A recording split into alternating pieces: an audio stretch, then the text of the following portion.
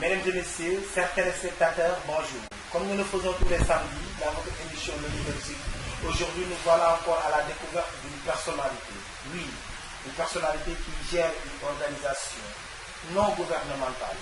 mbokk yi xarit yi ñu am mbégte kontaante jàkkaarloo waat ak suñu mbokki téléspectateurs yi nga xamante ne dañuy safoo si suñu plateforme Samy TV ak yëpp bépp plateforme boo xamante ne dafa nekk en partenariat ak Samy TV tey nag ñu am mbégte kontaante dalal benn ci kilifa yi ci réew mi nee naa leen bu ñu waxee kilifa rek dafa fekk ne mu am jaar-jaar waaye dafa fekk mu am yu yilif ki nga xamante ne ki mu doon mooy Idrissa Ba di directeur ONG E-Corporation Sénégal dinañ xam fan la juddoo moom mooy kan jaar-jaaram nan la def ba taxawal li nga xamante ne mooy kuréel gi nga xamante ne moom la jiite tey nag comme ni ñu koy waxee l' émission Le Leadership chaque samedi day am de 12h à 13h l' émission Le Leadership est une émission qui retrace le parcours en tout cas de nos invités afin qu'ils puissent servir de référence à la jeunesse actuelle et future parce que chaque génération quelle que soit sa détermination doit avoir une référence ba tax na tey jii nag indi nañ ki nga xamante ne moom mooy DG E-Corporation muy Idrissa Ba dëkk fii ci Bargny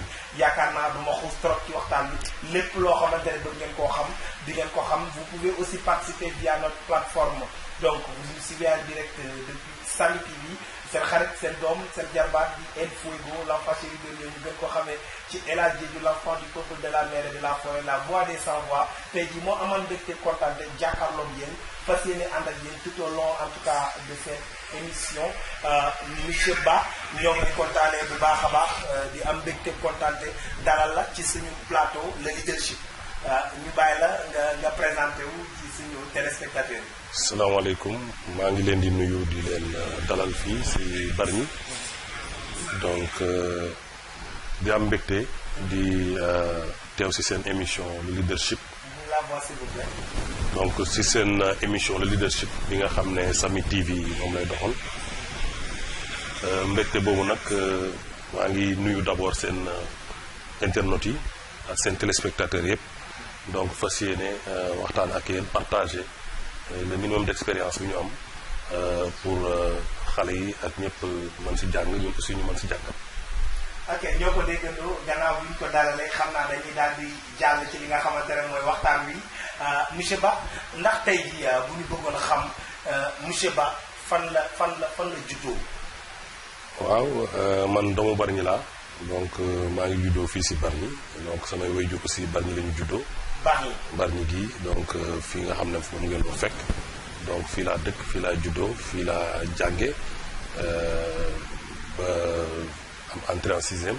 donc dinañ jaar ci li nga xamante ne mooy étape yi nga xamante ne fa nga jaar donc yaa ngi juddoo fii ci Bargny ci at moo xamante ne yaakaar naa macha allah donc. waaw maa ngi juddoo en 1970. en 1970 donc yaakaar naa année yooyu nee nañu ay année de sécheresse la woon ci Sénégal. la voix s'il vous plaît. donc man maa ngi juddu en 1970. donc boo ko xoolee léegi mat na juróom fukki at 50 ans. donc nee nañu 70 nag atum bekkoor la woon at yooyu daal xawoon na jafe Sénégal. atum bekkoor la woon bekkoor la woon at yooyu daal 71 70. nee nañu daal atum bekkoor la woon ci Sénégal neexul woon trop. d'accord monsieur Ba mu ngi juddu en 1970 suñu mbokk internet yi monsieur Ba ban année nga commencé lañ la njëkk a yóbbu école ak ban école nga dalee.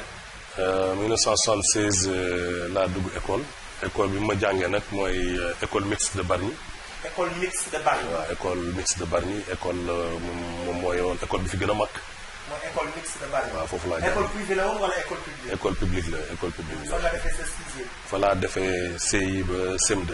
CI ba CM2 donc ndax yéen da ngeen sori woon école bi trop wala da ngeen jege woon école bi yan nan ngeen daan maanaam njàng bi nan la demee woon à l'époque. non man fi ma dëkkoon soriwul woon école bi parce que c'est presque si sunu quartier la woon soriwul quoi parce que man maa ngi dëkk Santhiou Mbot te école mixte mu ngi nekk diggante disons cité ak Santhiou Mbot donc foofu laa jànge donc soriwul woon c'était même pas 10 minutes de marche. c'était donc, même pas 10 minutes de marche. jafewul woon pour dem jàngi dellu siwaat. d'accord conditions yi ngeen daan jàngee ndax vous étiez dans de très bonnes conditions à l'époque tout était réuni voilà li nga xamante ne mooy environnement bi nan la loolu yëpp meloon parce que ci circonstance parce que dañoo seetlu bu njëkk ñu ci bari seen jàng daana am trop parce que environnement bi da ci daan jouer parents yi daaw ñu nangu ngeen jàng yi nan la demee woon à l'époque. non man nag vraiment dunduma jafe-jafe ci sama cursus scolarité.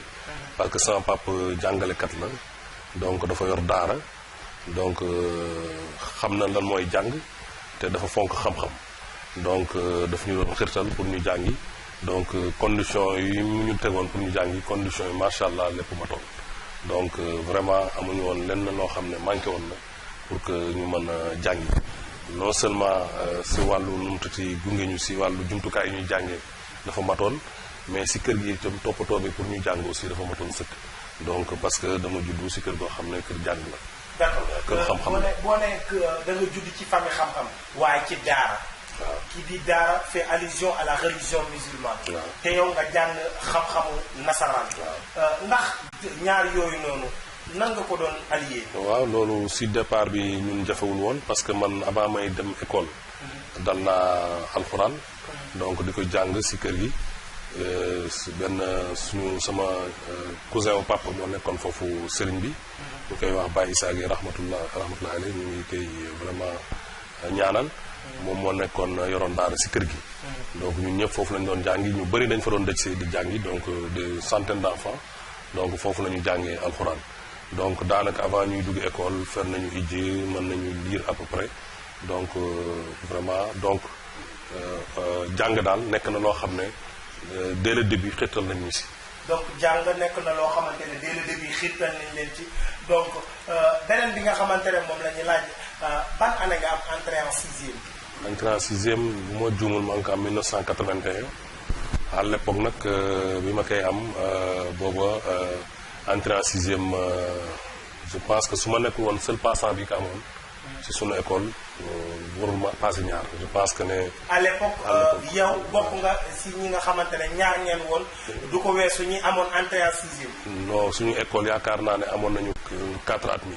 4 at mi école bi yëpp. école bi yëpp wala suñu classe daal mais en tout cas li ma fàttaliku mooy maa nekkoon seul passant bi nga xam ne amoon na entrée en sixième année. macha allah donc suñu ko xaymaa rek ci xalaat aussi day mel ni vous étiez un peu surdoué macha allah. non surdoué ma woon sax mais dama amoon encadrement. ak toppatoo boo xam ne njàng mi jafewul woon si man. surtout que maa ngi déparé si njàngum alxuraan mi. donc vraiment lu ñuy wax mémoriser. maanaam parcœuriser wala mémoriser li ñuy wax mémoriser. loolu nekkoon na lu xaw yomb si man. parce que boo jaaree ci daara. on dit souvent que ni boo jaaree ci daara tu as l'esprit ouvert donc à toute connaissance à l'acquisition du savoir. waaw loolu noonu donc si côté boobu aw ma woon jafe-jafe. vraiment te aussi jumtukaay yi comme ni ma la ko waxee matoon na macha allah. bépp jumtukaay boo xam ne élève soxla woon na ko pour jàng man dama ko amoon. donte say waajur dañu nekkoon ci daara ji waaye lépp loo xamante ne nasaraan si da koo laajoon pour sa réussite parents yi dañ ci daan waslu ak. waaw parce que man sama papa borom xam-xam la. macha allah ku nangu gëstu xam-xam la ba tey jii nii mën loo toog benn jour boo xam ne doo gis mu tijji téere. ba tey fi mu tey macha allah yal na yàlla yokk ko fanam guddal ko bàyyi suñu fanam yàgg. ba tey fi tey nii amul benn jour boo xam ne dina ko passé te du tijji ci téere te du tijji téere. d'accord donc loolu pour nga gis que tey sax jafe na si sunu classe bi bu dul journal bu lire mais moom chaque jour mu ngi gëstu chaque jour mu ngi jàng xam nga boo juddoo si environnement boobu jàng day nekk loo xam ne vraiment presque lu jaadu lay doon si yow.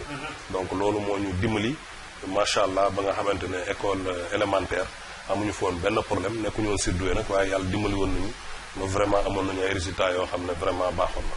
Machallah, dès que jusque-là, vous suivez l'intervention de M. Idrissa Ba, directeur de l'ONG Eco-Coopération du Sénégal. Donc, le savoir, elle est importante dans la vie d'un individu.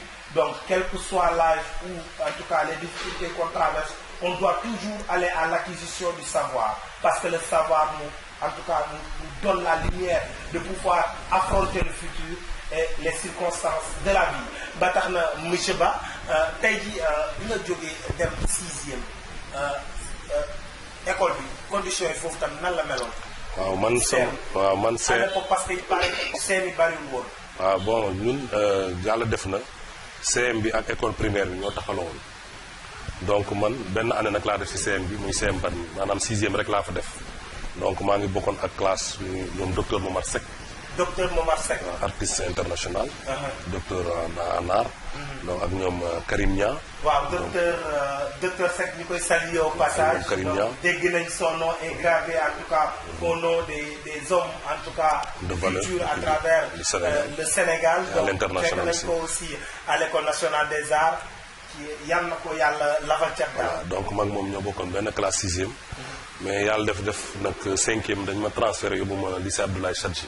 pourquoi ce transfert. parce que vous étiez à Bargny. waaw fa Bargny sama papa xëy na parce que dama amoon benn cousin bu nekkoon professeur lycée Abdoulaye Sadji ñu koy wax Gana Fall. Gana Fall professeur histoire la. bokk na sax ñuy bind les histoires du Sénégal. donc Gana vraiment di sama cousin moom il tenait à ce que ma dem ma jàng ji foofu. donc mu wax góor gi ne que vraiment bu sañoon ma ñëw si wetam foofu jàngi lycée Abdoulaye Sadji. donc loolu moo indi ñu transféré ma lycée Abdoulaye Sadji ma jógee Bargny dem jàngi ji Sadji. bi ma jàngi ji Sadji aussi bon fekk naa fa ay waa Bargny ku mel ni Daouda Gueye. boobu ban classe nga doon def au lycée Abdoulaye Sadji. bon maa ngi fa commencé 5e donc secondaire. donc ba terminal donc fa laa ko defee. mais boobu yaay sa kër cousin fa nga logé woon. non non non néew moom sama kër cousin sama cousin Sébikotane la dëkkoon. di jóge Sébikotane di jàngale sa lycée.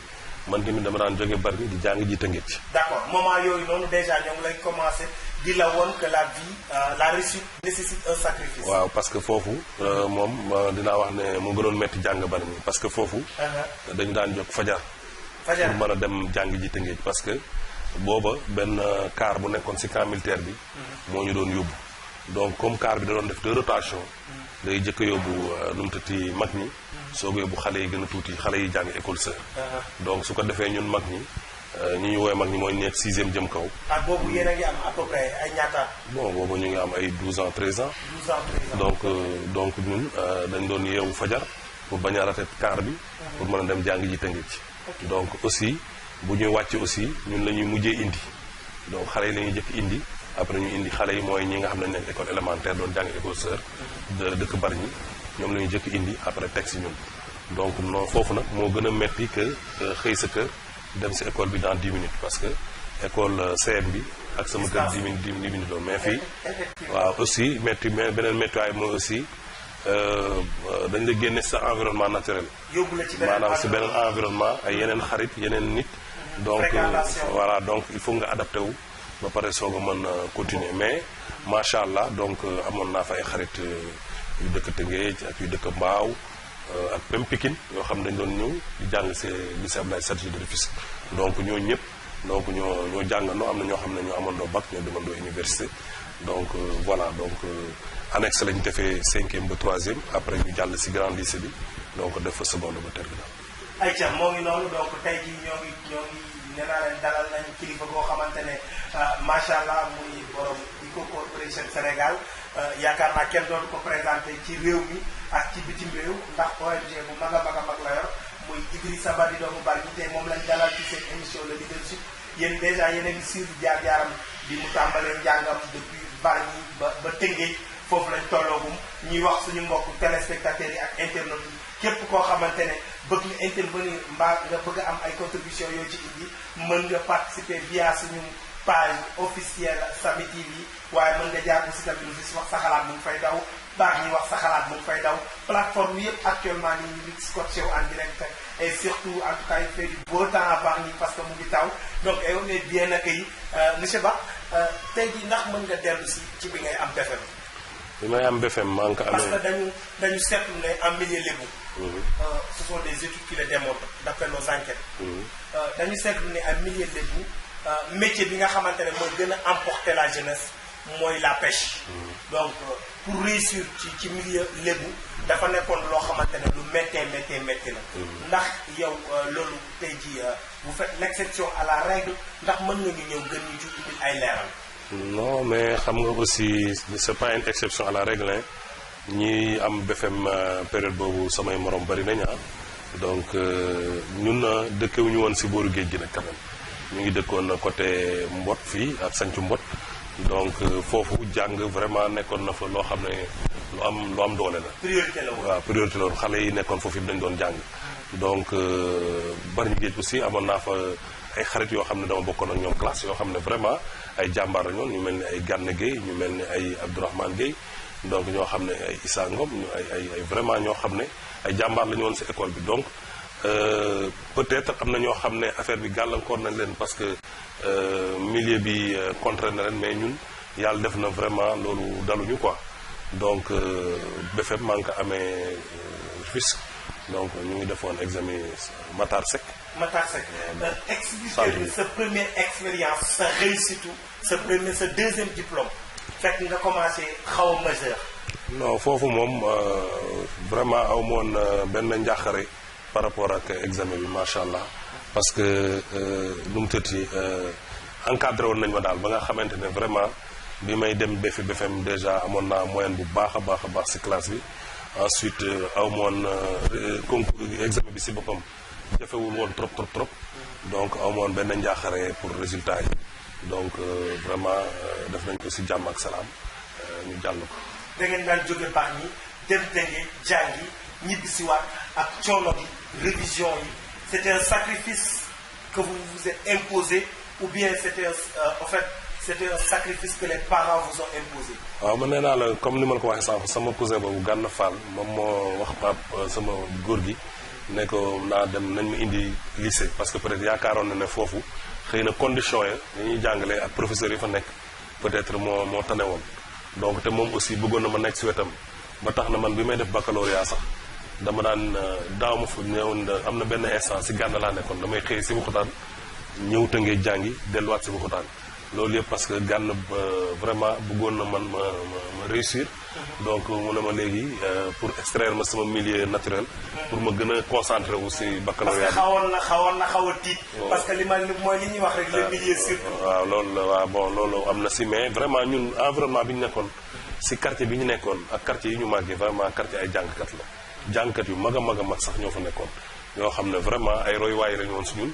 donc ñun aussi kër gi ñu juddoo ay jànkat yu ma nga fa nekkoon yoo xam ne roy waaye lañu donc ce qui fait que amuñu woon vraiment difficulté pour bañ a mën a jàng donc loolu nekk woon yàlla dimbal nañu daal ba foofu amuñu woon obstacle amuñu woon difficulté. bu ñu jógee ci foofu nga am sa entrée en sixième dem lycée Abdoulaye Sadji wala ban lycée nga nekk. lycée Abdoulaye Sadji laa nekkoon. le lycée par excellence donc lycée bi nga xamante ne pratiquement bépp képp kuy ndaanaan ci Sénégal jaar nga fa. Donc on l'appelait souvent le lycée de l'excellence du Sénégal parce que ce lycée a formé beaucoup de cadres. Est-ce que vous pouvez revenir sur votre passage au lycée Abdoulaye Sadji, donc de la seconde à la réussite au bac? waaw bon passage bu normal la comme tout élève donc fa laa jàngee seconde première ak terminale donc macha allah yàlla def na nag ci diggante bi amoon na benn année blanche. donc si c'était pas l'année blanche donc peut-être bac maa ngi ko waroon am ay. c'est l'année 88. voilà bu dul woon loolu peut-être bac maa ngi ko waroon am 18 ans wala 19 ans. jamono jooju mais année blanche. mais Sénégal jafe na pour nga am bac ay 18 ans. 19 ans waaw donc mais macha allah fekk jotuñu woon redoubler benn classe. donc bac bi normalement 19 ans lañ ko waroon am mais yàlla def année blanche am donc on a eu le bac finalement à 20 ans. vous avez eu le bac à l'âge de 20 ans donc sa bac. bi ñu koy def au lycée Abdoulaye Sadji. expliquer ñu passage boobu parce que xam naa ne dina nekk loo xamante ne lu suñu mbokk téléspectateur. waaw bac bi daal parce que chaque fois bu ñu yegsee si bac dañ mën a dañuy bëgg invité bi di développer nan la amee bac condition yi ñu doon bac bi benn affaire rek moo ma si marqué ñaari affaire parce que man bi ma nekkee seconde dama amoon sama benn cousin Souleymane Seck macha allah. Souleymane Seck il était vraiment excellent donc mention bien la amoon bac. donc moom sama grand frère la daanaka moom moo ma daan nu accompagner samay jàng. yàlla def mu dem France. donc si diggante waaw continuer étude am parce que mention bien la amoon bac C. mention bien la amoon à l'époque. waaw donc moo nekkoon sa encadreur. waaw moo nekkoon sama encadreur léegi nag bi mu demee.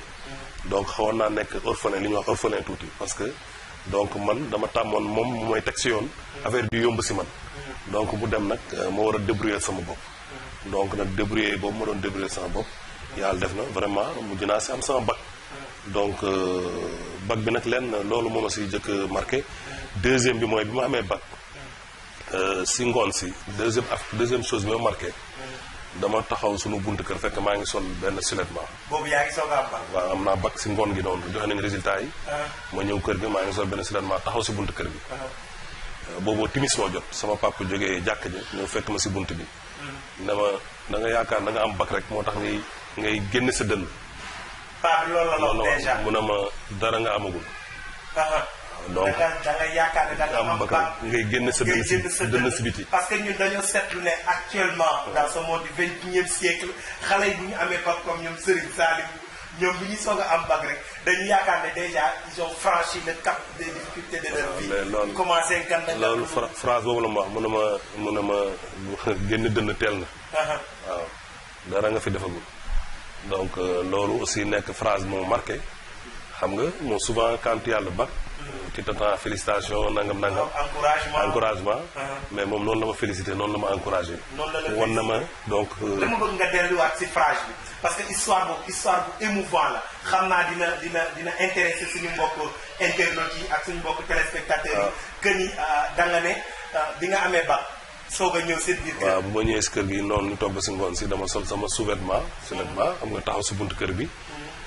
xëy na may prélassé wu bon di féexlu wala yu demee noonu. góor gi jógee jàkk ja ñëw fekk ma taxaw mu ne ma yow da nga am bac rek nga commencé yëkkati dënn. waaw donc yow xamal ne dara nga fi defagul. te boobu am nga bac. te boobu am naa bac moom gis na ni defagoo benn pas. defuma dara parce que loolu nag. vraiment mu nekk lu ma marqué.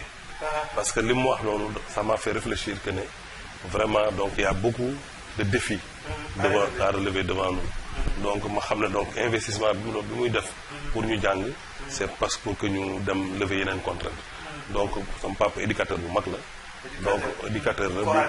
waaw coranique moom coranique professeur arabe la woon sax. ma fa doon jàngale Matar Seck jàngale na Bargny fii jàngale Matar Seck mais éducateur la woon maanaam yarkatu nit la. parce que dama bëgg ci loolu nga ñëw ci parce que les gens confondent toujours entre un enseignant et un éducateur. moom ñaar yëpp la boolewoon enseignant la éducateur la. parce que enseignant mooy ki nga xamante ne day inculquer le savoir. waaw mais ñaar yëpp enseignant sax mën na nekk éducateur.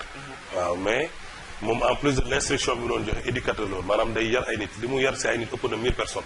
ñu mu jàngal. forme des citoyens yoo xam ne et non des individus. forme ëpp na 1000 personnes. boo ko doon compter ñoo xam ne téye na leen. tette leen jàngal leen teg leen si yoon ñu dem. donc jour boobu bi mu waxee loolu xëy na am na lu mu gis. loo xam ne bëggoon na ma tegaat si raay. pour que ma bañ a donc vraiment jàdd mu teg ma si axe comme li ñuy wax. donc mun na ma teg la si axe na ma nag sa waay affaire yaa ngi lay xaar si kanam. tojo ko fenn donc mu waxee ma ko noonu. donc loolu xam nga éducateur la parce que xëy na lecture bi mu am si sama attitude. mooy que ne peut-être kii yaakaar na ne. def na lu rëy. donc mu wan na ma lii ñeneen def nañu ko fi. ñu bëree bëri. donc te lii c'est pas une fin en soi donc il y a d'autres défis à relever. donc loolu moo wax nag loolu ba léegi dafa marqué. te vraiment mu nekk loo xam ne dimbali na ma par la suite pour que ma gën a góorgóorlu pour que ma gën a ñafe. d'accord comme ñoo ko déggandoo. parfois il est important en tout cas d'encourager les jeunes par le biais de l'éducation, de leur faire comprendre que même si la réussite est là, il faut savoir que dans la vie, il y a beaucoup de défis à relever dans le futur et que la victoire ne doit pas être une source d'inspiration et d'apaisement, en tout cas de volonté à continuer son chemin. Donc loolu je pense que c'est une très belle leçon de la vie mooy que nit du càggane da ngay am ndam rek boo amee ndam am na dara xaaratu la da ngay bàyyeeku comme yenn équipe comme suñu équipe nationale ni mu ko daan defee rek bu dugalee rek bàyyeeku. waaw loolu si sénégalais la quoi sénégalais dafa gaaw daan na ma faral wax na Sénégal xol bi moo tuuti dafa gaaw a xol bi moo gaaw a fees. dafa gaaw a doy. waaw dafa gaaw a doy loolu si culture sénégalaise la. donc dañu gaaw a doylu donc il faut que ñu ñuy booster pour ñu gën a mën a dem jëli affaire yi. di ñuy ñaax di ñu coacher di ñu booster. parce que loolu aussi waaw góor. di galvaniser nit ki quoi. pour que le courage. voilà di galvaniser pour que potentiel bi nga xam ne am na si moom mu jëli ko génne ko. mu jëriñ askan wi. donc loolu dafa baax mu am ay nit ñoo xam ne. bu ñu gisee potentiel si yow mën nañ la ñaax xirtal la booster la pour que nga mën a dem fu gën a sori. waaw comme mag ñi ni ñu ko daan defee bu njëkk dañ daan toog si penc mi bu xale yi mësaan a jóge àll ba ñëw toog ñu lay wax yow yaay kan d'où viens-tu qui sont tes parents. Parce qu'il y a de ces valeurs qui appartenaient à des familles comme le courage, la détermination, les valeurs intrinsèques à sauvegarder la famille mais le respect d'autrui sans pour autant li ñu naan gagner sans assombrir les autres. waaw loolu dafa bokkoon ci culture lébu. waaw culture lébu moom xam nga culture bu yaatu la boo xam ne vraiment ay valeurs yu dëgër ñoo ko lal valeurs yooyu bokk na ci ngor maanaam dignité bokk na ci aussi jom bokk na ci fulla fayda bokk na ci aussi maandu ak doylu. mais valeurs yooyu ndax ñoo ngi koy gis ci xale yi léegi. waaw bon mënuñu wax ne lépp disparaître na. bon jamono bu nekk ak nu mu tëti la say xew ak aussi nu mu tëti maanaam nekkatuñu en autarcie maanaam dundu ñun kese donc suñuy culture aussi dafa am yeneen mélange cosmocultural nga xam ne noonu nga tuddee waaye loolu yëpp day fekkoon de yeneen nit donc maanaam jaxasoo googu day am loo xam ne da nga koy mën nga ko perte parce que am na yeneen valeurs yu dugg yoo xam ne du woon say valeur mais kenn ñaagu la ñaag boo xam ne mën na tax loolu du la fëkk. waaw ñaag xale yi am na ci solo. baat boobu damay bëgg nga koy leeralal ndaw ñi léegi. waaw ñaag xale yi mooy vraiment préparer leen. préparation boo xam ne yow da ngay xam fi nga jóge da ngay xam fi nga jóge lu mu bëgg ak lu muy bañ. loolu nga koy démarrer. saa soo koy démarrer nag dina tax nga mën a teg ay limites. si li ngay def nga mën a aussi di gestu pour xam ne dafa am ñoo xam ne ñu ngi lay bàyyi xel. donc loolu mooy ñaag bi quoi bu ko defee lépp lu mën a ñëw di nga ko mën a taataan seet li nga xam ne moo si baax nga jël ko li nga xam ne dëppoo la sa culture nga bàyyi ko. merci beaucoup xam naa dañuy ñëwaat ci deuxième partie bi mooy son cursus académique universitaire donc ou bien professionnel ou bien la formation professionnelle qu'il a eu à effectuer ñoo ngi wax suñu mbokk téléspectateurs yu Samy TV que vous pouvez participer via la plateforme Samy TV yu bari wax sa xalaat et les autres plateformes qui existent au Sénégal donc ils sont partenaires avec Samy TV parce que je l'ai dit tantôt que l'émission de l'université est une émission qui retrace le parcours en tout cas de ces leaders chacun dans son domaine de compétence afin qu'ils puissent servir de repère à la jeunesse actuelle et future. ba tax na tey jii ñu ngi leen di rappelé waat que nous avons invité ki nga xamante ne il n'est plus à présenter directeur d'une ONG internationale buñ ci ñëwee dinañ jaaraat ci ONG bi ñu bari nag yàkkamte nañ ko monsieur Ba bi nga amee bac fan nga dem. bi ma amee bac dama dem université de Dakar donc naturellement donc science naturelle. science naturelle fac science voilà def 2 ans bi ma amee foofu DUES donc mais vraiment maa nga fa nekkoon mais j'étais pas trop emballé par rapport ak trajectoire u science naturelle yi emballé wu ma woon quoi maanaam gisuma woon ne foofu laa waroon continuer quoi mais maa nga fa nekkoon. lan moo tax gisoo woon. waaw parce que man dama gisoon ne ni ñuy jàngee dafa théorique. de man homme d'action la wax dëgg yàlla. waaw man dama bëgg action di laal. parce que damay dégg beneen borom xam-xam naan l'apprentissage est dans l'action. Voilà. La connaissance est dans l'action. waaw léegi la théorie bien vrai que c'est une source d'assimilation. mais elle n'est pas trop pratique. waaw te opportunité yi ma gisoon foofu yi si bëri yi si ëpp bon enseignement la woon. bon naam bëgg naa enseignement sax mais pour man je ne me voyais pas nekk enseignant quoi. ndax yow bi nga nekk université da nga amoon yeneen ambition yoo xamante ne da nga ko démarré woon wala da nga def ne xale yi léegi ni ñu demee nañ ma orienté pour orienté. non xam ne étudiant la. non dama laajoon parce que bon xam nga boobu man série D la amee bac donc li fa nekkoon mooy soit nga dem médecine. soit pharmacie soit fac science soit voilà donc man fac science naturelle neexoon na ma nag mais bi ma demee di ko jàng au niveau supérieur. bon maanaam am na lu ma si neex mais côté pratique bi dafa manqué woon. théorie bi dafa bari woon quoi bon am naa fa des après nag léegi ma def concours dem concours école nationale des cadres ruraux de Bambey. pour defi école nationale des cadres ruraux de Bambey pour defi. des cadres ruraux de Bambey. ruraux de Bambey. waaw foofu agronomie lañ fay jàngi. agronomie à l'époque candidat yi daan def li nga xamante ne mooy concours boobu ndax bari woon nañ ci Sénégal. candidat yi bari woon nañ parce que ñu ngi ko doon defee ENEA.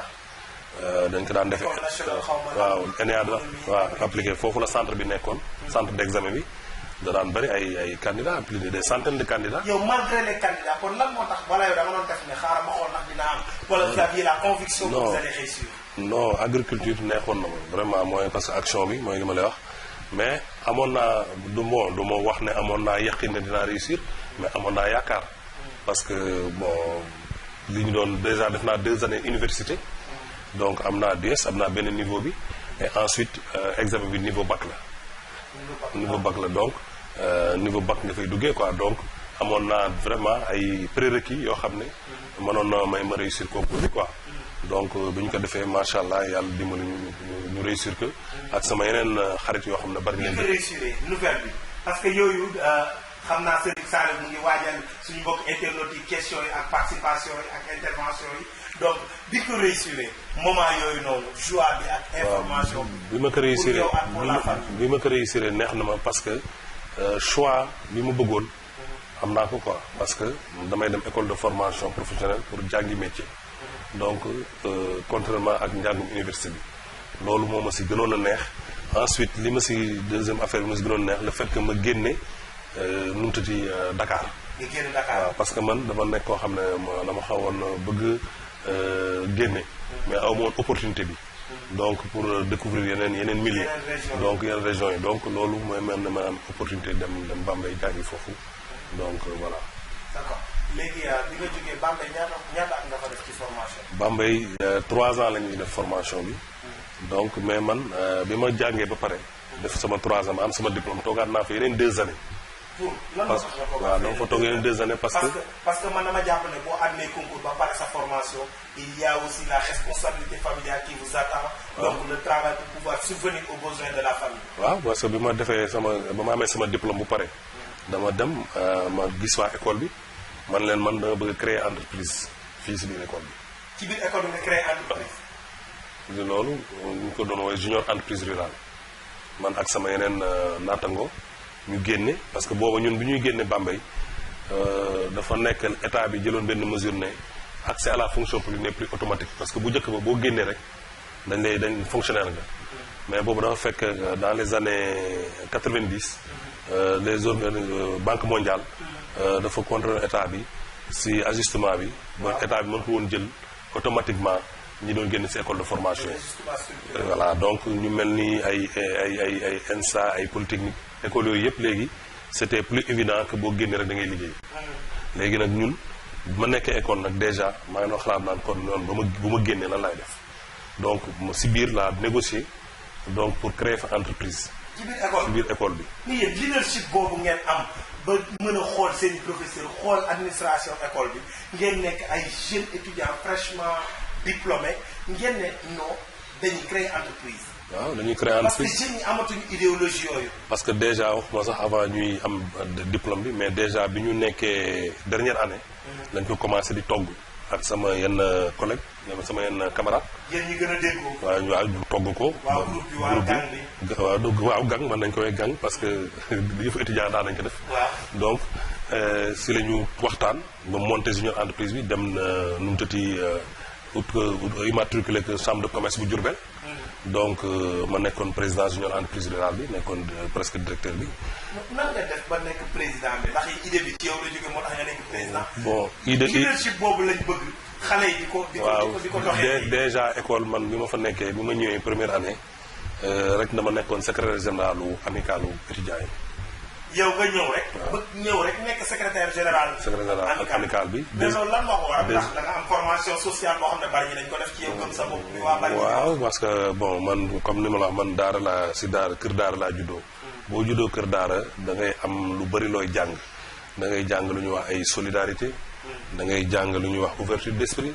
da ngay jàng lu ñuy wax muñ.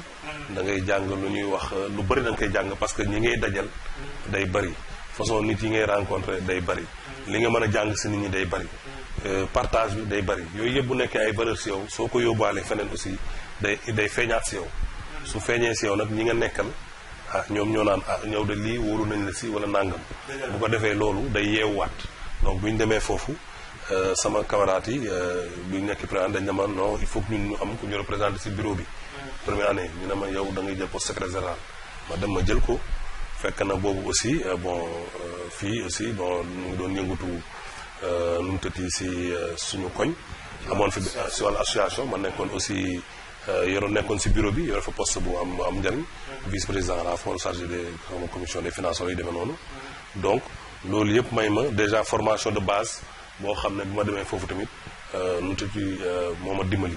kon donc su loolu buñ ci tiré une leçon de la vie kon di bokk ci ay association. si donc dafa nekk une formation sociale. association communautaire yi nekk ci quartier yi. ñoom ñooy base bi nga xam ne ñoom ñooy former nit ñi au leadership. loolu la nit ñi xamul. loolu delluwaat ci xale yi parce que dama bëgg ñu koy approprier wu. waaw xale yi bu ñu nekkee ci koñ. gis ay association communautaire yu fa nekk muy ASC. wala muy leneen dañu war a dem dugg ci bokk ci. parce que bu ñu ci duggee bokk ci dafa am lu ñu fay jàng lu bari. parce que non seulement dinañu jokkoo ak nit ñi. mais su yàlla defe na ñu am benn responsabilité ci bureau bi dañuy exercer. ni ñuy exercer dinañ ci jàng dinañ ci juum dinañ ci def lu baax. loolu yëpp day nekk somme d'expérience boo xam ne daf leen di jariñ. donc loolu donc formation bu baax la. donc xale yi ni ñu dugg ci organisation yi nga xam ne mën na seen quartier. nu mu tudd di ci jàpp. di ci liggéey di ci jàng. donc loolu ñun dimbali nañu bi ñu demee Bambey ñu nekk secrétaire général amical bi année bi topp ñu fal ma président amical bi. donc ma nekk président amical bi pendant 2 ans bi ma nekkee 2e année ak bi ma nekkee 3e année. donc léegi bi may génn nag ma créé junior entreprise rurale boobu. junior entreprise lan moo nekkoon ay domaine de compétence. junior entreprise bi li ñu defoon mooy booba il fallait que ñu wutal suñu bopp liggéey. donc ñu dem ci école bi ma négocier ak école bi ñu jox ma foofu benn 2 hectares. 2 hectares waa école bi. waaw jox ma 2 hectares. pour ma di ci bay. ñu génnaat dem ci biir Bambey luwe fa benn poulailler bu mag benn organisation de paysans bu amoon foofu IRAPD amoon foofu benn centre. amoon seen ay poulailler utilisé tuñu ko ñu dem ñu luwe poulailler yooyu tamit. mais yéen man daal étudiants yi amoon nañ fit à l'époque yéen amoo leen fan ngeen jëlee woon fond bi ngeen xamante ne. waaw moo leen permettre ngeen dem jël 2 hectares yi bay dem di louer ay poulailler. waaw donc xam nga lépp pexe la ak stratégie. mooy pexe daal maanaam ñun bi ñu xamee dañu war a créer entreprise dañu commencé di sakkanal ci suñu bourse. ñi nga xam ne ñoom ñoo d'accord dañu commencé sakkanal suñu bourse. à l'époque on avait une bourse de 36 000 si je ne m'abuse. mais lu mu bon daanañ jël 15 000 ñu di ko denc. di ko denc ba bi ñu war a créer affaire bi ñu créer ko léegi je me rappelle bi ñu joxee hectares yi. amoon nañu problème pour am semence. maanaam waaw parce que bon école jiw gi. donc je me rappelle dama ñëw fii sama maam parce que bari ñi xam nga dañu daan béy kànj. kon waaw parce que damay dégg ñu naan lébu yi ñaari activité lañu am mooy napp ak bay. ma ñëw ma ñaan ko jiwu kànj. léegi bi mu may jiw kànj ma yóbbu ko fekk amoon nañu jiw boo xam dañu ko jëndoon muy kànj maanaam variété yu ñu sélectionné yi. ñu gars yi di ma reen amaan kànju bari ñi léegi dañ koy comparé ak kànju bu ñu sélectionné. waaw maanaam bi nga xam ne moom moo génn ci moom la fournisseur de semence di jaay. mais yàlla def kànju bari ñi vraiment naat. lool waaw naat lool rafet. dégg naa nag loo fi def mu barke. waaw booba kànji moom bari ñi dañ ko mën a bay. donc toolu kànji la ñu amoon ak yeneen spéculation aussi ay tomates ay salade affaire yooyu. léegi tool boobu. ñun moom moo ñu doon entretenir pour ñu dund. parce que bu ñu xëyee ci fajar gi. femmes yi nekk marché dañuy ñëw ci tool bi. bu ñu ñëwee ku nekk 8 bu ñu ñëwee ñoom après ku nekk ñu marqué li nga jël. maanaam tey yow Aminta Fall jël nga 12 kilos kii jël na 13 kilos ñu peese la ci kànja nangam. ñoom bu ñu jaay jee le lendemain muy ñëwaat di wittise la ñuy jox xaalis boobu. versé leen donc noonu lañ liggéey ci tool bi. donc beneen bi ñu am poulailler commencé par 200 sujets maanaam mooy 200 poussins ñu dem ba am 1000 poussins 1000. ngeen dem ba am 1000 poussins. foofu laay ñëwaatee wax ak sama mbokku téléspectateurs yi pour wax ne la jeunesse d'aujourd'hui que ni gis ngeen l'entrepreneuriat et le leadership vont de pair. Ouais. parce que ku xool yéen fi ngeen jaar ak seen amitié ak ni ngeen consolider tey jii seen famille donc ba ngeen réussir loolu ça montre que leadership avéré. waaw loolu xam nga dafa laajoon ay sacrifice laaj aussi gëm parce que leadership dafa am yoo xam ne ñoo ko ëmb. il faut nga am gis-gis. il faut nga am vision. un leader doit avoir une vision. waaw faut nga am gis-gis maanaam gis-gis mooy loo xam ne pour ëllëg la. waaw mais dina la jural njëriñ ñeneen. une vision future en tout cas pour se servir et servir les autres. voilà parce que xam nga boo taxawlee kër liggéeykaay. di nga si liggéey.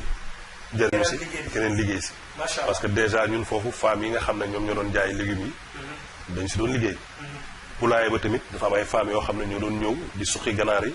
ñu leen di fay ganaar bu ñu suqi fukki dërëm. donc pour bu ñu koy jaay. ginaar yi buñ suqi ngeen fay faale fukki dërëm. waaw ginaar bu ñu suqi fukki dërëm.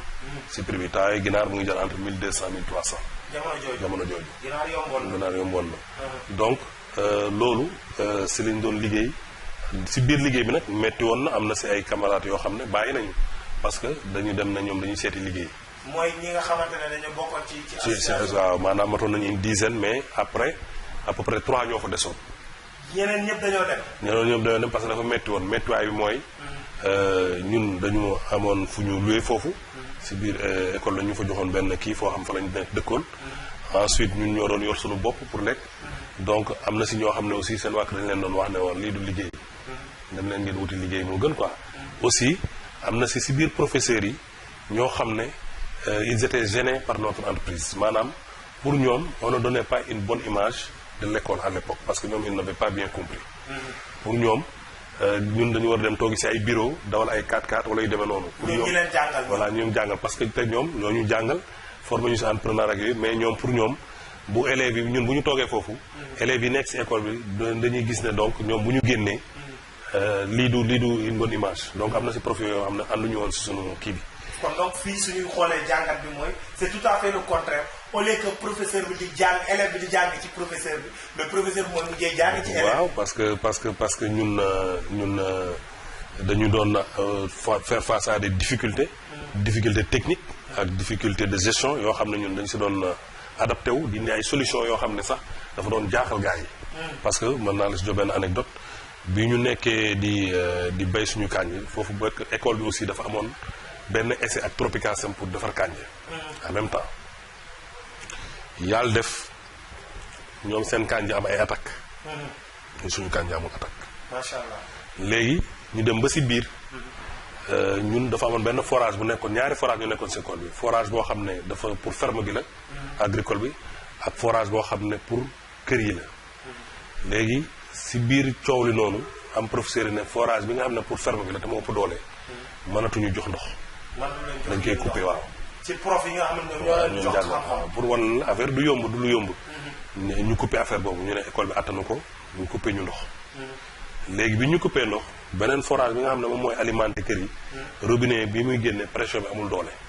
donc il fallait que ñun techniquement ñu adapté suñu système irrigation parce que bu njëkk ba dañoo irriguer ak sprinkler mooy loo xam ne day tourner voilà léegi boobu parce que amoon nañu ndox mu doy. mais léegi amatuñu ndox. donc il fallait que ñu seet système boo xam ne moom la ñu war a irriguer. si la ñu defaree lu ñuy wax système à la raie maanaam ñu gas ay si biir ay yoon.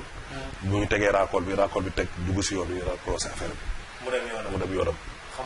donc ñun ñu situation technique yi ñu doon jànkonteel. ñu si doon indi ay solution et puis élèves yi fa nekkoon am élèves yu bëri yoo xam ne vraiment dañu du ma wax nañ ñu fawoon mais vraiment ay dañu gisoon comme voilà waaw parce que. maanaam malgré jafe-jafe yi ñu doon jànkonteel ñun ñu ngi doon tenir. challenge ngeen ko def. challenge ngeen ko et pour te dire foofu nekk naa fa 2 ans et 2 ans yi ma fa nekk liggéey bi nga xam ne après ba ma fay jógee li ma fay jógee mooy benn liggéey. maanaam dafa am benn ONG boo xam ne dafa soxla woon ay nit. bi mu soxla ay nit ñu ñëw si école bi. ne leen ñun dañu soxla seen ay sortant est-ce que mën ngeen ñu jox liste ay nit yoo xam ne dañ leen bëgg a yóbbu pour ñu liggéey. ban foofu fu ñu leen doon yóbbu. Saint-Louis. Saint-Louis du Sénégal. Saint-Louis du Sénégal. léegi bi ñu ñëwee yàlla xam na ne liste bi ñu si jëkk a joxe man nekkuma si.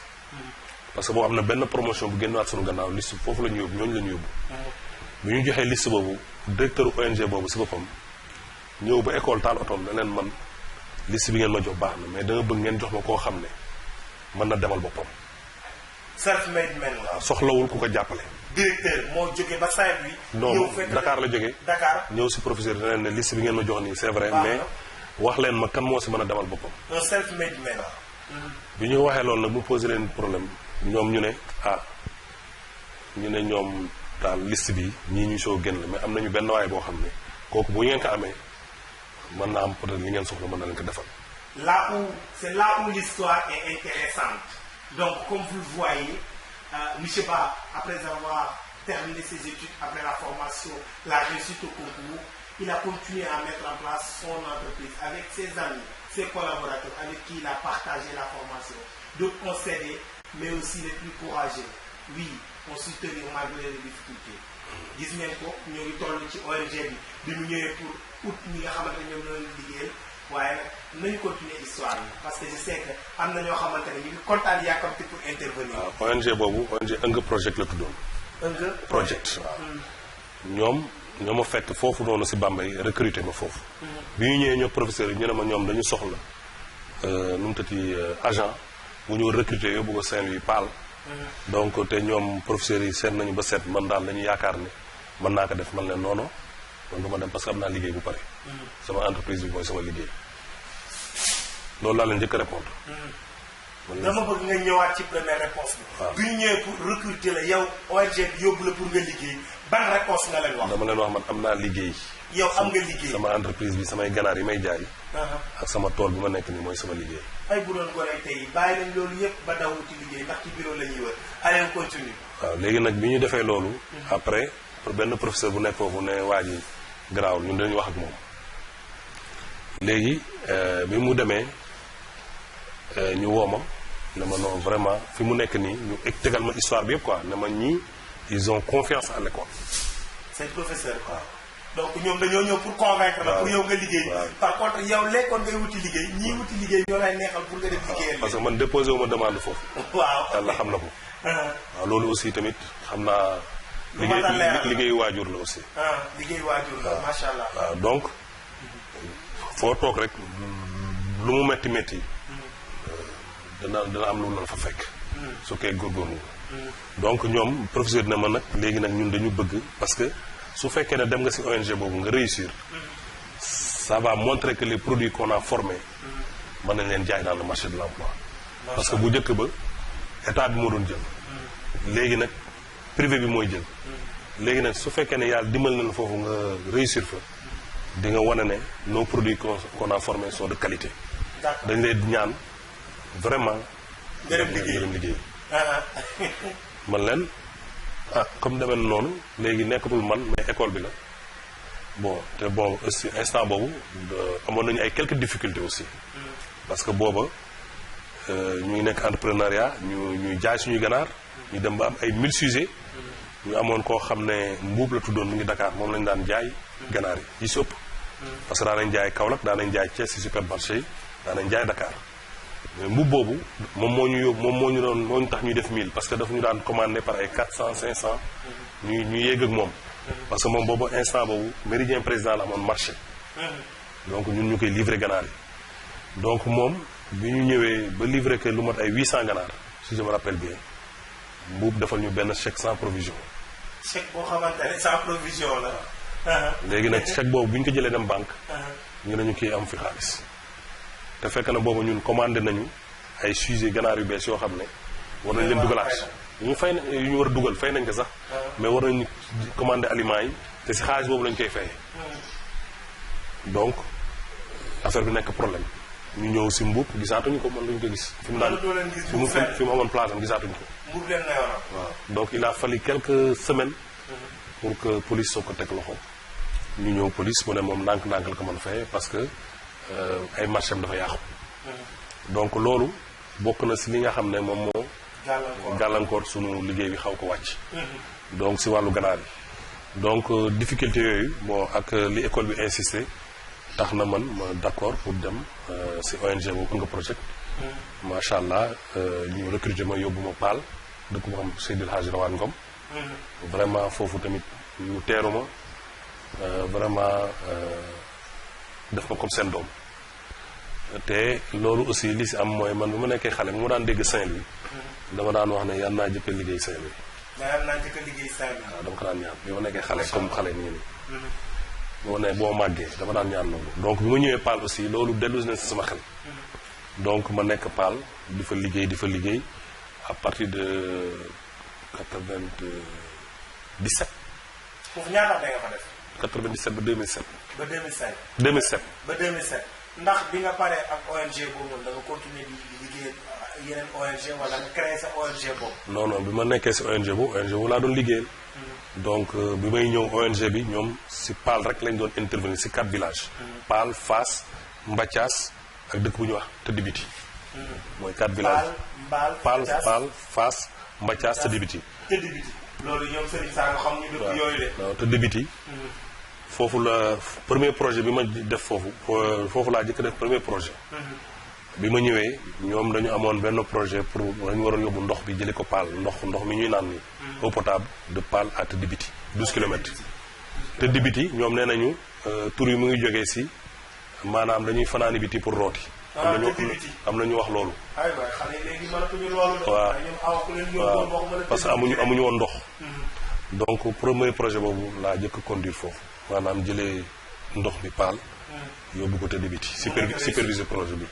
macha allah yàlla dimbali ñu parce que bi ñu ñëw projet dafa amoon problème.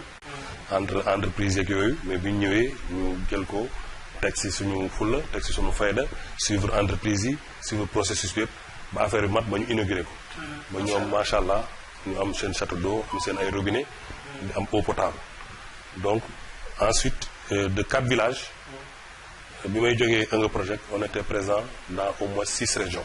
6 régions du Sénégal. C'est un défi que vous avez relevé, vous les nouveaux recrues. waaw man bi ma ñëwee man kese maa yoon recrue ba ak beneen waay ñaar lañ fa nekkoon ñu toog 1 an moom mu dem bàyyi ma fa mais man ma continuer après di liggéey di def extension.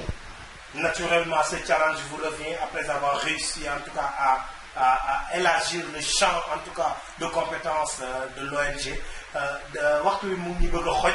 donc dañoo bëgg rek bi nga jógee foofu noonu ci ONG bi après la réussite et les exploits ndax da nga décidé des foofu noonu. wala non du ay exploits sax ndax liggéey la rek liggéey ñu jox la cahier de charge wala jox la nu mu tëddee feuille de route nga koy déroulé. mais exploit la parce que jox nañ ko ñoo xamante ne avant vous réussir ñu ko kon donc boo leen ko réussir dañ naan macha allah. waaw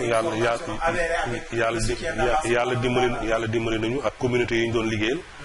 donc mooy ay Paal ay Koki ay Daara ay Ross Béthio ay Richard Toll. ñu nekk ay collaborateurs ay Ndereb. dans la zone de Bambey ay Dingiraay. zone yooyu yëpp donc couvrir nañu vraiment ay régions yu bari ay Saly Malicounda fii. donc foofu yëpp dañu fa doon liggéey. Malicounda waaw Malicounda gi.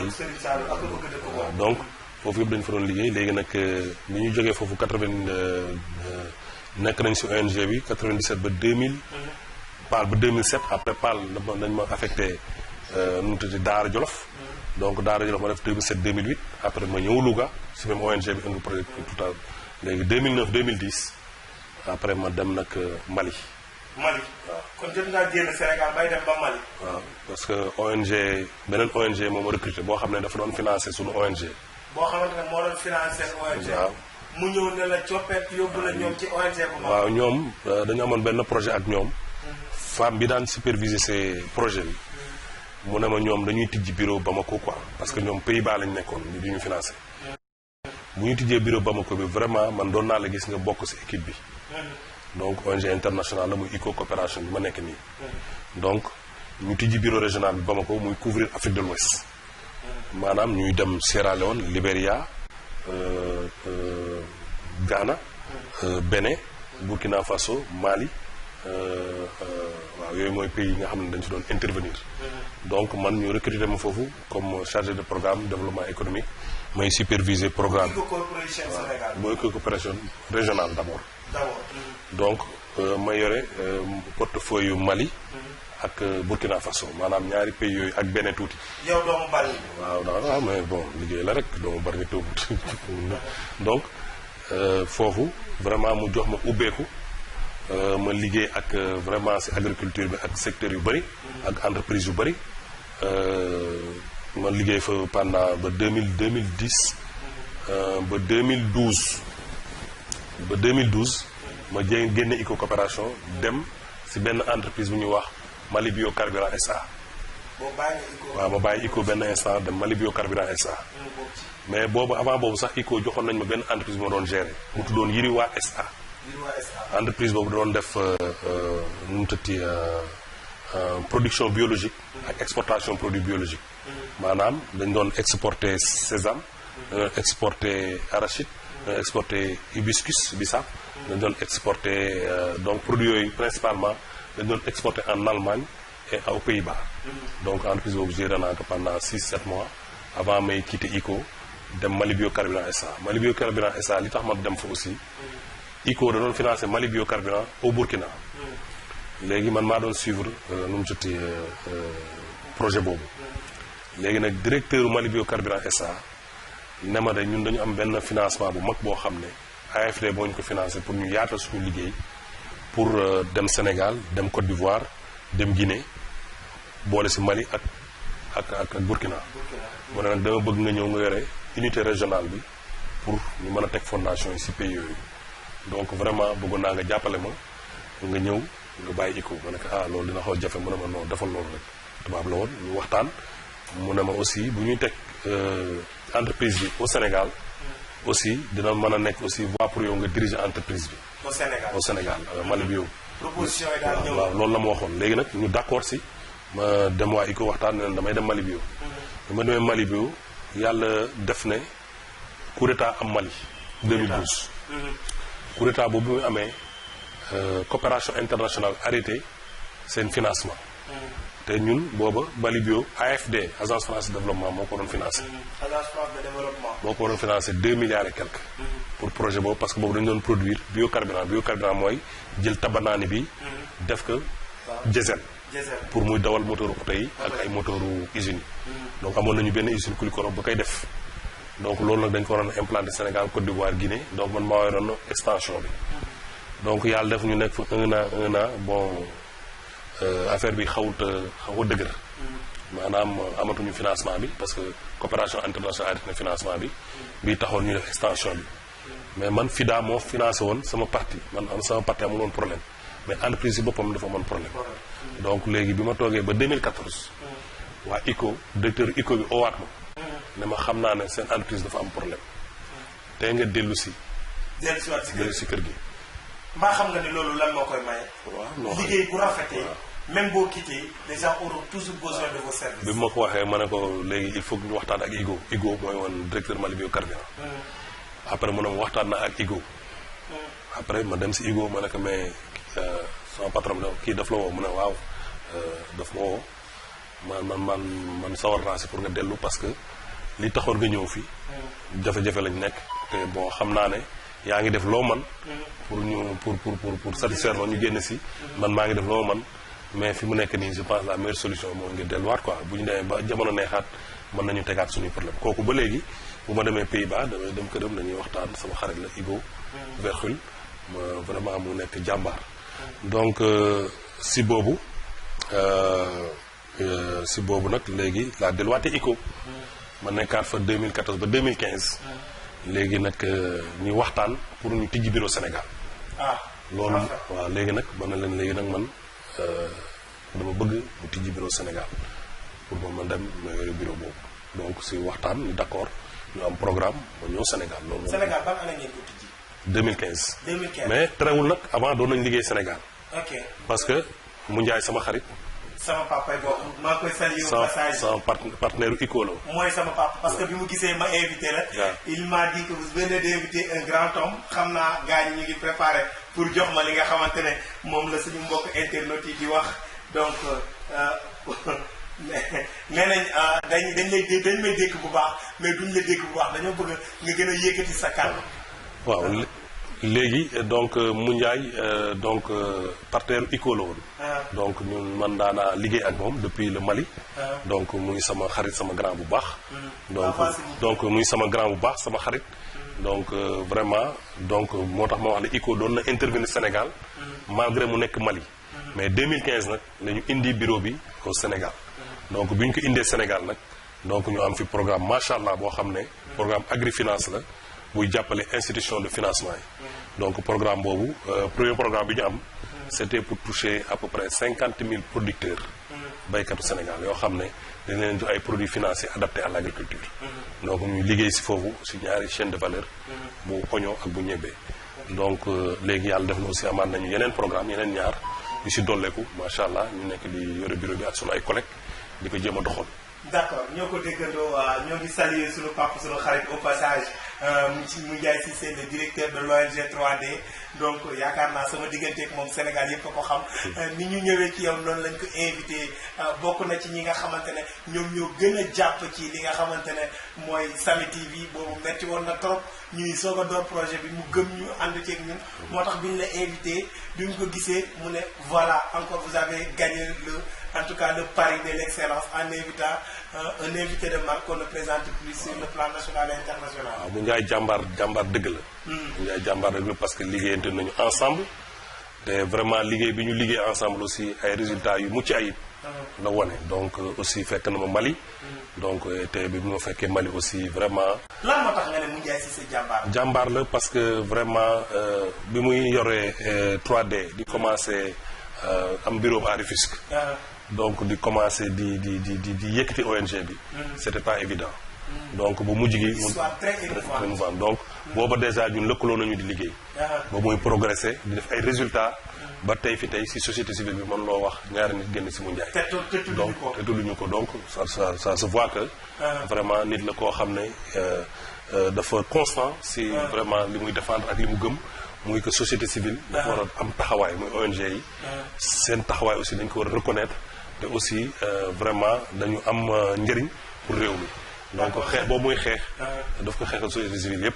donc te aussi fu mbiri jaxasoo dinañ indi ñoom vraiment ay propositions yoo xam ne dina rafetal nekkin wi. d'accord léegi bi ngeen ñëwee Sénégal ci ICO Corporation Sénégal tey jii ci yan domaine de compétence ngeen di évoluer. waaw parce que tey fi tey am nañu ñetti programme benn programme bi ma la jëkk wax programme agri-finance la maanaam xam nga boo xoolee financement toujours baykat yi ak entrepreneur agricoles yi dañu am problème financement.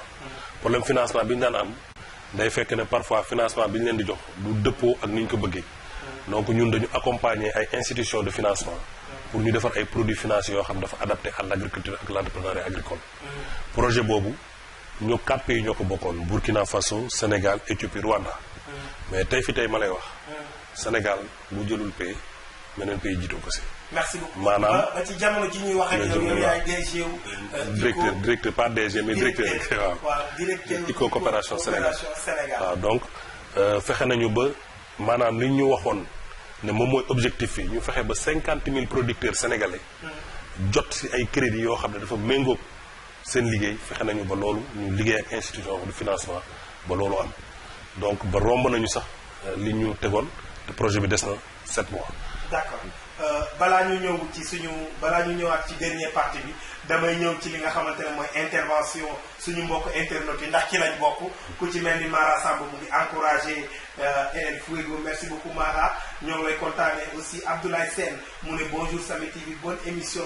à mon frère Idrissa Ba qui est trop pertinent dans ses propos kooku mooy Abdoulaye Sène. sama jumeau la. sa jumeau la on est né le même jour. il est de Bargny aussi. on est man Abdoulaye Sène sama seex la. ñoo bokk juddundoo même jour bi. donc mu ngi nekk Arabie Saoudite. donc comme conseiller économique à l'ambassade.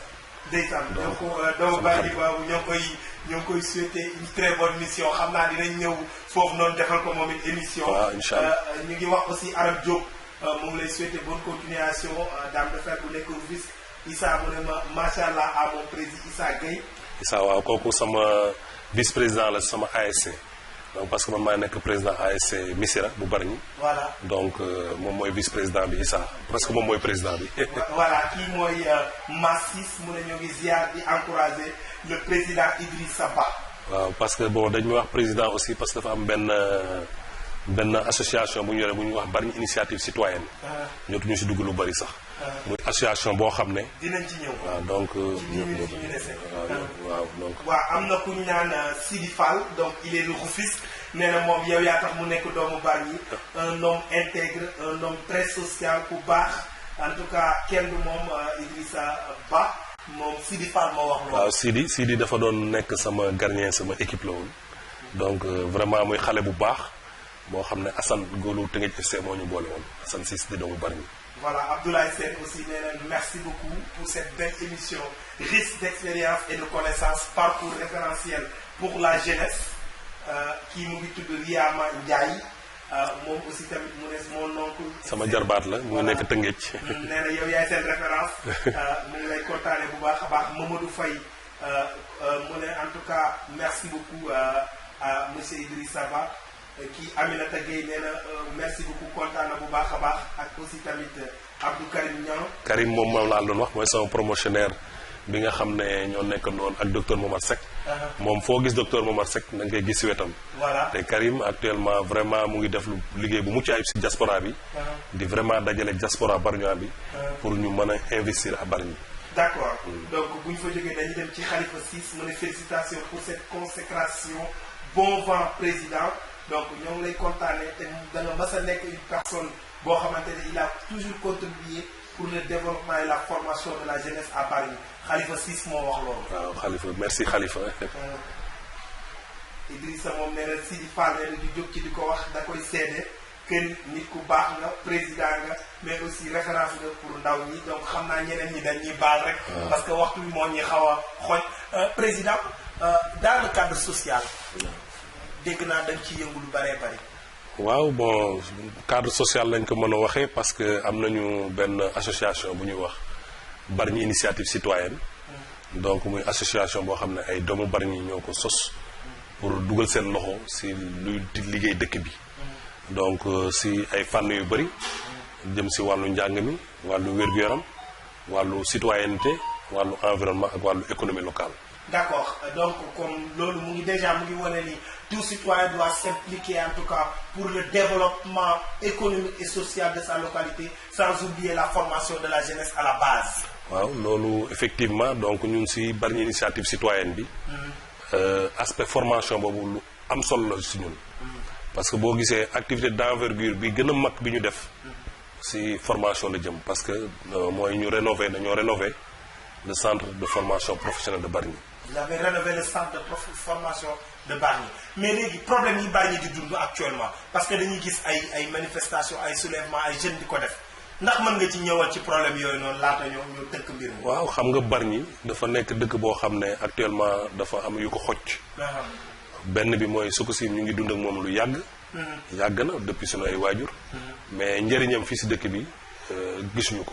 Sococim yàgg ngeen di dund ak moom waaye njëriñam gisoo leen ko. njëriñam maanaam en tant que responsabilité sociétale bi mu war a def si dëkk bi. RSE bi gisuñu ko.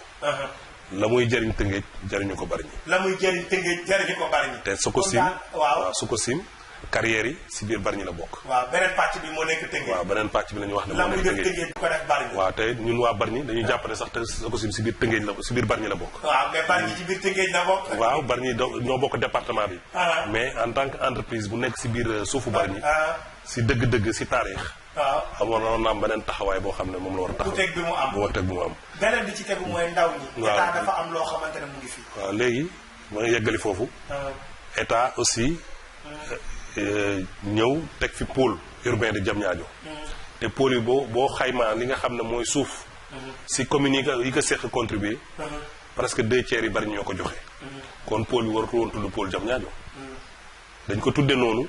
pour am lu ñu lëndëm lan la waroon tudd kon. pôle de Bargny. pôle de Bargny la waroon tudd. waaw waa Bargny ñoo ngi kaasa nee nañ pôle bi pôle Bargny la tudd. waaw la waroon tudd. non seulement pôle Bargny la waroon tudd. mais Bargny daf si war a am njëriñ. Bargny daf ci war a am njëriñ. waaw daf si war a am njëriñ parce que lii si ëpp si suuf si moo ko joxe. parce que li si ëpp si suuf si Bargny moo ko joxe. te gisul njëriñam. ndax loolu du si seen ñàkk dëgëru ñi leen jiitu. waaw ñi loolu leen jiitu am na ñu wax loolu. am na ñu wax loolu ne vraiment dëkk bi dafa tumuraanke njiit am na ñu ko wax. waaw beneen bi mooy. yow ban gis-gis nga ci am. man partagé naa li opinion globale bi wax maanaam leadership daf fi ñàkk. ci seen maire yi fi nekk. waaw dañu ñàkk leadership parce que conseil municipal bi sax si boppam.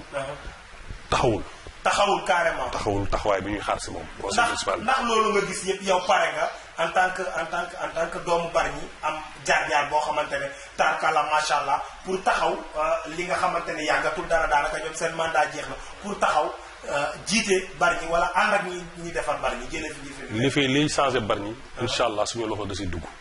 seen loxo kon pare nga pour soobu ci politique. parce que li fi nekk nii du question politique mais li fi nekk nii dañ ko fiy jëlee. kon yaa ngi def politique. non defuma politique. mais maa ngi def ay activités yoo xam ne mën nañu wax ne day jëriñ askan wi. waaye yow acteur de développement. acteur de développement la kon donc askan wi bu la nee nga ñëw laaj di nga laaj. askan wi bu ñu ma jiitalee mënuma leen bañal parce que man doomu Bargny laa. ah wax ji dafa mel ni faram-kolaa yi nag day sóobu ci langue gi dafa mel ni. non du ma politique. encore une fois du ma politicien dama koy leeral. mais parce qu'il y a une différence entre un homme politique et un politicien. mais li ma bëgg leeral foofu mooy. lii nekk nii Bargny di ko dund. ñun du ñu ko seetaan suñu doom ñu sacrifier leen. ñu sacrifier leen doo leen ko seetaan. du ñu ko seetaan da ngeen di wàcc ci langue. dinañu wàcc ci langue yi fexe ba jëlee teg fi loo xam ne dina siggi wuyu Bargny. mais abu mi fi nekk dégg naa gaynde leen te jëlee ko fi yombul. non yàlla moom mooy fal di folli kenn xamul ku fi yàlla di teg. parce que ñun ay jullit lañu donc yàlla moo ko jox ndox. mais dafa bëri pexe. te ndaw ñi dañ ko dégg naa. non bëri na pexe xaw ma bëriwul pexe mais ñun li fi nekk. te Bargny gépp di ko jooy. dégg naa liggéey bu mucc ayib la liggéey Bargny. waaw loolu am na xëy na ñu ko wax mais ñun gisuñu ko parce que. fii yow yaa wax léegi ne xale yi ñu ngi kaas. waaw ne social yi bi ñu leen indil. usine bi ñu leen bëgg indil foofu. waaw amul wax ju leer ju ci autorités yi wax. waaw loolu loo ci wax. parce que bëgg nañ waa Bargny yónni nañ ñu bëgg nañ ñu wax ci. waaw waa Bargny ñëpp ni comme ni ñu ko jooyee ñun noonu lañ ko jooyee. maanaam social yi ñun nanguwuñu ko. nanguwoo leen ko. nanguwuñu ko. benn yoon nanguwuñu ko. te pare ngeen di ànd ak ndaw ñi pour xeex loolu. waaw mais ñun dëkk bi amuñu lu ñu gënal dëkk bi ndaw ñi nga xam ne ñoom lañ koy xeexal ñooy suñuy doom man samay doom yi fii la ñuy jànge. mbënd mi dégg naa mbënd mi tam li ngeen ci dund bari na. bon mbënd mi bon surtout te jéggi na dayoo. man doo ko ma di juger vraiment action wu maire wala action mais li ma mën a wax mooy. Bargny li ñuy xaar li ñu doon xaar ci équipe municipale bi gisuñu ko. gisoo leen ko. loolu laa mën a wax. foofu la ñuy tënkee ndar képp mbir mi balaa ñoo tàggatoo directeur tey jii ndaw ñi dañ maa yóbbante ci yow moo xam Tëngéej wala Bargny nee nañ dañoo ndax yéen seen i ONG di ngeen taxaw ndaw ñi ci ay stage yu ci mel nii parce que am na benn ndaw boo xamante ne démb bi mu gisee barki démb ñuy dugal sa affiche dane moom personnellement pare na pour ñëw déposer CV parce que master en anglais la am. donc moom ñoom ndax yéen di ngeen yëngu ci wàllu woowu. waaw ñun dañuy bi ñuy taxawal ONG bi ñett la ñu woon mais léegi actuellement mat nañu macha allah fukk donc ça veut dire que ay doomu Sénégal rek la. mais nag ku ñëw rek mën ngeen ko. non bu amee compétence non bu fekkee ne am na compétence ba pare xëy bi mu nga fa. parce que tamit boo amee compétence te xëy bi waaw bu fekkee compétence yaa ngi fi ba pare xëy bi mu nga fa parce que rubrique bu bees la. rubrique bi ñu ngi ko dugal biir leadership. wutal nit ki liggéey lañ ko tuddee. waaw mais wutal la liggéey. waaw léegi bu fekkee ne xëy bi mu nga fa. dañ koy ubbi. ndax xëy bi mu nga fa fu mu toll nii. amoon nañu temps yi passé ay postes yu ñu lancé. léegi nit ñi dañuy compétir bu ñu compétiree ñu seet ki nga xam ne yaakaar nañ ne moo kon ñooy compétir ba léegi. waaw non am na presque recruté nañu à peu près temps yi lu mag 6 personnes. stage yi nag. stage yi dina am dinañ koy offrir. mais lii si ëpp ñun fii si suñu association Bargny initiative citoyenne. ñu ngi jàppale xale yi di leen coacher. di leen former actuellement rek am nañu benn formation si entrepreneuriat. tey fi may wax ak ni ñoom ñu ngi CFP de formation ci entrepreneuriat marketing des produits agricoles et halieutiques instant yi may wax ak ñi. instant yi ñuy wax ak ñoom waaw. bu ñu demee ci kanam 16h. am nañu beneen activité boo xam ne mooy sargal doomu Bargny ñi nga xam ne dañoo am mention ci baccalauréat bi. voilà donc à 16h lay doon donc di fa invité ñëpp donc aussi loolu dañ koy def ci kanam pour te dire que sunu engagement c'est un engagement citoyen. c'est-à-dire xaarul ay ndomb tànk wala ay yenn position pour jàppale ci li ñu war a def ci suñu warugar ci dëkk bi. donc ñun taxawaay boobu la ñu am du question ndomb tànk wala ñu fal ñu dara pour ñu def dara ñun dañuy gis loo xam ne war nañu ci dugal suñu loxo en tant que citoyen ñu jublu ci dugal suñu loxo. mais en tout cas lii fi nekk moom Bargny gépp doyal nañ ci. ayca li fi nekk Bargny yëpp doyal nañ ci ñu leen di wax encore une fois c'est un plaisir xanaa ñu bàyyi directeur mu tàggatoo. waaw maa ngi gërëm sa internautes yëpp yi nga xam ne ñoom ñoo nekkoon di suivre Summit TV. donc di leen remercier aussi ci émission bi ni ñu ko doxalee. donc vraiment di am contenté aussi. parce que ay leaders yu mel ni ay ñoom mu Ndiaye ak ñoom ñëpp. fu ñu jaar nga jaar fa. ça veut dire que vraiment yoonu baax la. donc en tout cas daal ñun comme ni ma la ko waxee ñun ci dëkk bi lañ dëkk. donc amuñu lu ëpp dëkk bi. donc lu dëkk bi soxla ñu ngi ci. ñoo ko déggandoo xam naa ne nag waa ICO Corporation Sénégal xam naa dinañ jaar suñu service commercial parce que tey dafa mel ni directeur ñoom la defal publicité waa Bargny moom bu ñu leen defalee publicité nangu nañ ko mais waa ICO moom foog ñu jaar service commercial. Encore une fois merci beaucoup directeur d'avoir répondu à notre invitation ñoo ngi kontaan bu baax a baax suñu rakk yi ñu fekk si kër gi ak suñu yaay yi accueil bi nga xamante ne réserver nañ ñu ko tey jii nag ñoo ngi wax waa suñu téléspectateur Samy TV qu'à 16h inchallah 17h nous serons aussi avec Serigne Mbacké Diagne fële ca Rufisque bu mouvement citoyen ànd defar Tëngéej bu Arona Sarr donc loolu moo nekkoon li nga xamante ne tey jii moom lañ leen indil donc ñuy wax ne actuellement nous sommes à 12 460 personnes qui ont suivi notre émission en direct donc ñoo ngi leen di kontaanee ñoom ñëpp di leen wax ne quand c'est Samy TV c'est la vision de l'émergence pour vous servir. En tout cas c'est partout au Sénégal mënuñoo ñàkk bañ a gërëm ñi nga xamante ne ñoom ñooy suñu sponsor bi ñu gungee saa su ne ku ci mel ni Sañse Ma Boutique saa yi ñuy def émission rek ñu génneel ñu fii defal ñu ay sañse yu mucc ay te duñu laaj dara mooy Serigne Saliou Baye SS mooy borom jàppandal borom. Saliou Couture. Serigne Saliou waaw mooy borom Sañse Ma Couture. donc moom aussi xam naa dina la seet si président parce que côté boobu mënee nañ ko bu baax a am mu njaay jox nañ ko wàllam xam naa faaw ñu jox la yow it sa wàll en tout cas merci beaucoup waa Bargny kontaanee nañ leen bu baax a baax di kontaanee aussi suñu animatrice bu bees bi nga xamante ne def ñu rejoindre muy Awa Ba ñëw di bokk ci formation bi donc je l'ai dit tantôt que servir est l'œuvre le plus noble d'une vie et nous à chaque fois nous nous inscrivons dans cette sillage on vous donne rendez-vous à 16h pour une autre émission sur le leadership merci beaucoup.